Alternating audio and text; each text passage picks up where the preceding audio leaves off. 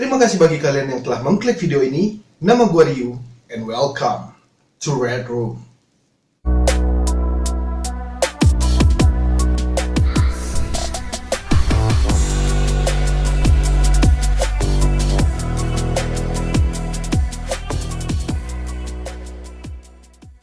Apa kabar kalian semua?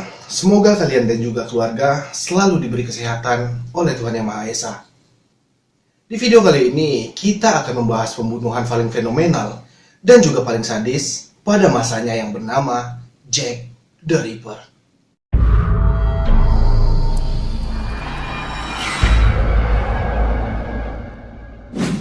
Di video minggu lalu, gue juga sudah membahas tentang kasus Gypsy Rose Blanchard dan juga misteri pendakian.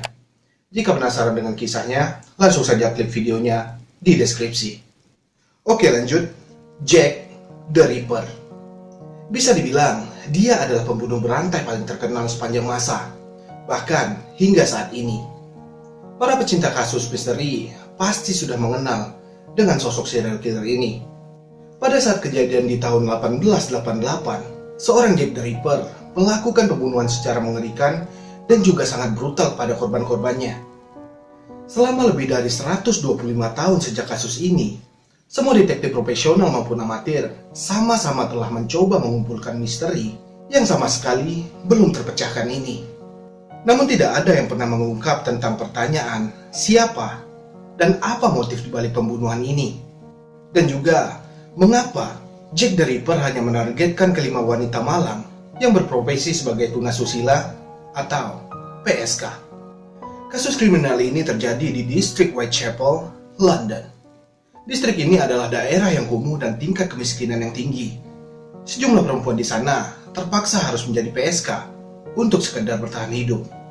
Sebenarnya ada 11 pembunuhan yang kesemua korbannya adalah wanita.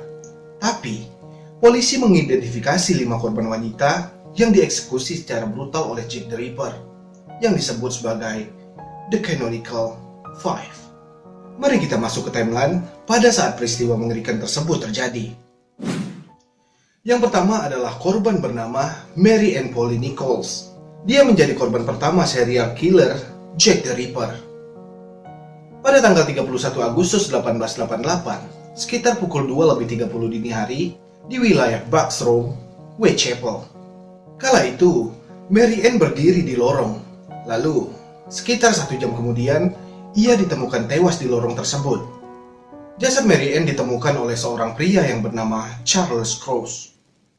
Dia mengatakan menemukan bungkusan aneh di lorong tersebut. Charles pun langsung memanggil polisi setempat. Ketika polisi tiba di tempat kejadian tersebut, Mary Ann sudah ditemukan dengan luka mengenaskan. Terdapat luka sayatan yang sangat parah di lehernya dan juga tubuhnya telah dimutilasi. Isi perut Mary Ann juga dikeluarkan sampai sekujur tubuhnya dipenuhi dengan darah. Setelah polisi mengidentifikasi lebih lanjut, Mary Ann ditemukan mati sekitar setengah jam yang lalu, yang berarti pelaku masih berada di sekitar lokasi pembunuhan tersebut. Dengan peralatan polisi yang masih minim pada saat itu, polisi mengautopsi korban melalui kekentalan darah, suhu tubuh korban, pupil mata, dan juga bau mulut korban. Lalu ada juga target kedua Jack the Ripper yang bernama Annie Chapman. Dia ditemukan di wilayah Hanbury Street. Jasadnya ditemukan oleh John Davis yang juga tinggal di daerah tersebut. Mirip dengan korban pertama Mary Ann, leher Annie Chapman telah digorok sangat parah. Lebih sadis lagi, si pembunuh telah mengambil rahimnya. Polisi mengidentifikasi bahwa pembunuh memiliki wawasan tentang anatomi atau seorang dokter. Dapat diketahui dari cara pelaku mengeluarkan rahim si korban. Pada tanggal 27 September 1888, kantor polisi mendapatkan surat dari seorang yang diduga Jack the Ripper, yaitu pelaku pembunuhan dari 2 orang sebelumnya. Kutipan surat tersebut berisi, "Kepada bos yang terhormat, saya selalu mendengar bahwa polisi dapat menangkap saya. Tapi mereka belum berhasil melakukannya. Saya tertawa ketika mereka berpikir sangat pintar dan berada di jalur yang benar. Aku memberikan kesempatan pada wanita-wanita itu untuk menjerit. Pisauku sangat bagus dan tajam. Aku ingin segera menggunakannya jika aku mendapatkan sebuah kesempatan. Semoga beruntung." Hormat saya, Jack the Ripper. Setelah menerima surat ini, polisi dan masyarakat percaya bahwa surat tersebut ditulis dari seorang yang menjuluki dirinya sebagai Jack the Ripper, yang telah membunuh 2 wanita malam sebagai korban kesadisannya. Lalu pada tanggal 30 September 1888, tepat pada pukul 1:30 pagi, seorang pria parubaya yang bernama Louis Dimshoot sedang berjalan di wilayah Bernard Street. Dia menemukan korban lagi. Diidentifikasi adalah seorang wanita yang bernama Elizabeth Stride. Terdapat luka sayatan yang dalam pada leher korban, dan juga tubuh korban dimutilasi seperti cara Jack the Ripper memperlakukan 2 korban sebelumnya. Hal ini menyebabkan korban kehabisan darah dan juga tewas seketika. Polisi memperkirakan bahwa Elizabeth Stride dibunuh sekitar 30 menit yang lalu karena terdapat darah yang masih segar di sekujur tubuhnya. Yang keempat yang mengejutkan polisi pada saat itu, 45 menit kemudian setelah tubuh Elizabeth Stride ditemukan lagi mayat wanita di wilayah Mitre Square, tidak jauh dari pembunuhan Elizabeth Stride. Seorang wanita bernama Catherine Eddowes menjadi korban kedua di malam yang sama oleh pembunuh berantai Jack the Ripper. Keadaan korban juga sama memprihatinkan. Tubuhnya dimutilasi, termasuk wajahnya disayat-sayat oleh pelaku. Rahimnya diangkat dan juga ginjal kirinya Catherine menghilang.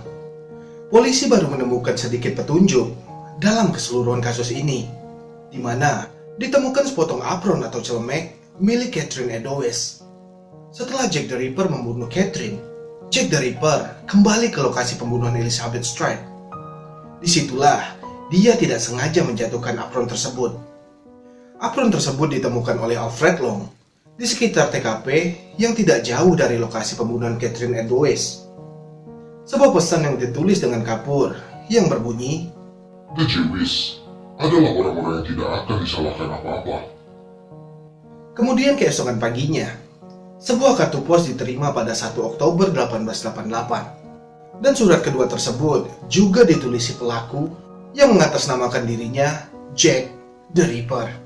Di dalam surat tersebut berisi tentang pencemaran nama baik kepolisian pada saat itu, sebab mereka tidak mampu untuk menangkap pelaku dari kasus pembunuhan. Dari kasus Jack the Ripper ini, beberapa polisi atau detektif pada saat itu memutuskan mengundurkan diri mereka dan mengaku tidak dapat mengungkap identitas pelaku. Bahkan, petunjuk yang mereka dapatkan masih belum cukup. Setelah mendapat surat kedua dari Jack the Ripper, polisi segera mengepung kota Whitechapel dan menggeledah setiap rumah satu persatu. Tapi, mereka masih tidak menemukan pelaku atau bukti-bukti dari pembunuhan kejam beberapa minggu lalu. Kemudian seorang pria bernama George Sludge menerima surat lagi. Surat itu ditandatangani dari neraka. Surat tersebut dibungkus dalam sebuah kotak beserta isi setengah ginjal manusia. Dan ginjal tersebut diyakini milik Catherine Eddowes yang menghilang.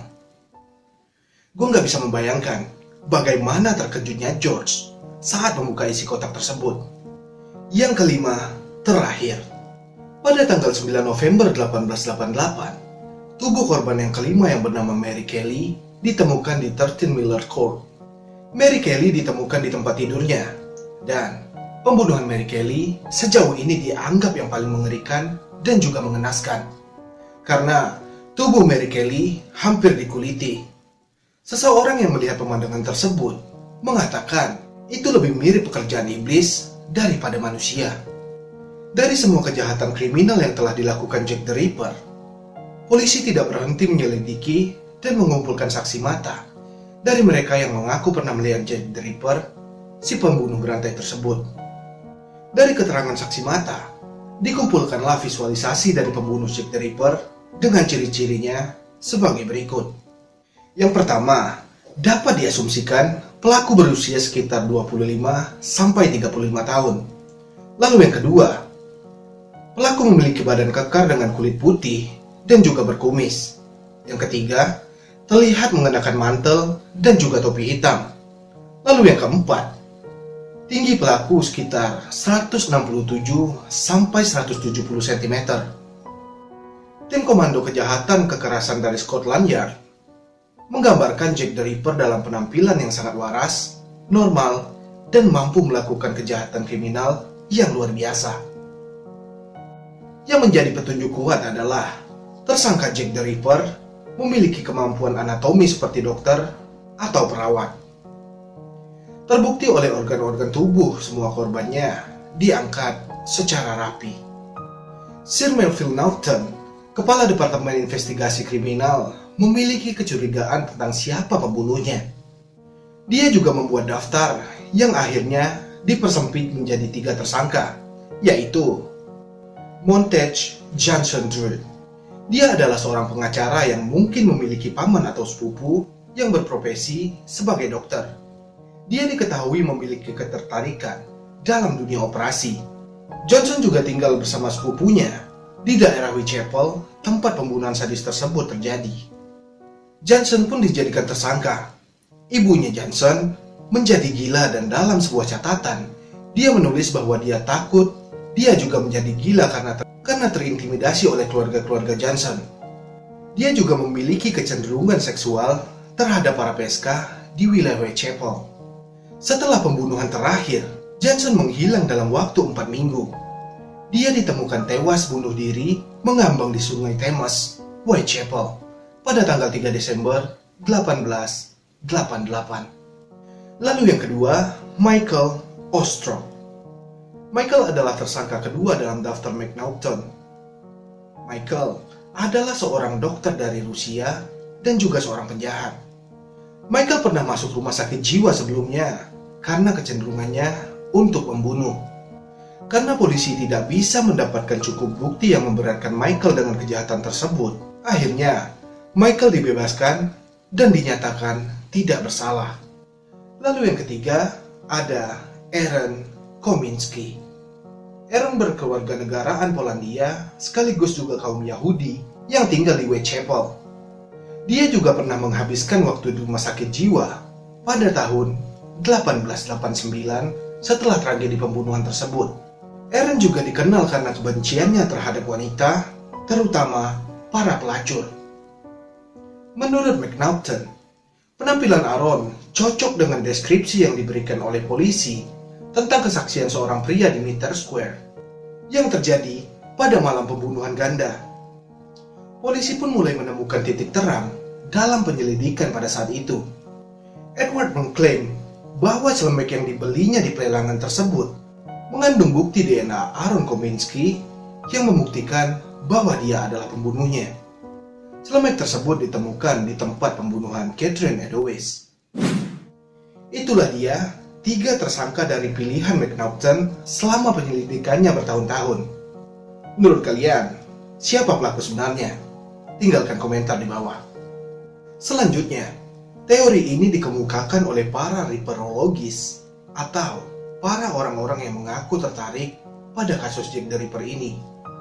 Yang pertama, ada Jill the Ripper. Menurut Inspektur Eberlein, bahwa selama ini pelaku sebenarnya adalah seorang wanita yang ia namai dengan nama Jill the Ripper. Jill the Ripper juga mampu menguasai bidang anatomi dan pembedahan dengan baik. Dia juga menambahkan, polisi terlalu fokus memburu para pria, sehingga luput dari wanita yang dengan mudah menyelinap di antara kegelapan di wilayah Whitechapel. Lalu selanjutnya ada Pangeran Victor Edward. Teori ini sangat liar, tapi diabadikan karena popularitasnya. Pangeran Edward dikenal sering mengunjungi daerah di mana korban-korban ditemukan. Ditambah lagi, Pangeran Edward tertular sifilis dan membuatnya gila. Beberapa pendapat juga mengatakan bahwa Pangeran Edward memiliki seorang anak dari salah satu PSK di wilayah Whitechapel. Beberapa teori liar lainnya bahwa kegilaan yang ditimbulkan oleh sifilis yang dideritanya mendorongnya untuk melakukan pembunuhan. Ahli teori konspirasi percaya dia tidak pernah ditemukan karena bantuan kerajaan yang menutupi identitasnya. Nyatanya, kasus Jack the Ripper masih diselimuti misteri. Selama lebih dari 100 tahun, misteri Jack the Ripper masih membingungkan dan terkenal hingga saat ini. Bahkan, terdapat museum Jack the Ripper dikhususkan untuk para penggemar yang ingin mengetahui lebih jauh siapa sosok Jack the Ripper. Pada tahun 1959, kasus Jack the Ripper juga pernah diangkat dalam film. Teori Leonard Mathers mengungkapkan dalam filmnya bahwa Jack the Ripper adalah seorang dokter yang ingin membalaskan dendamnya. Dan itulah dia tadi kasus pembunuhan berantai yang disebut Jack the Rippers. Terima kasih bagi kalian yang telah menonton video ini sampai habis. Sampai bertemu di video selanjutnya. And see ya. Tapi di abad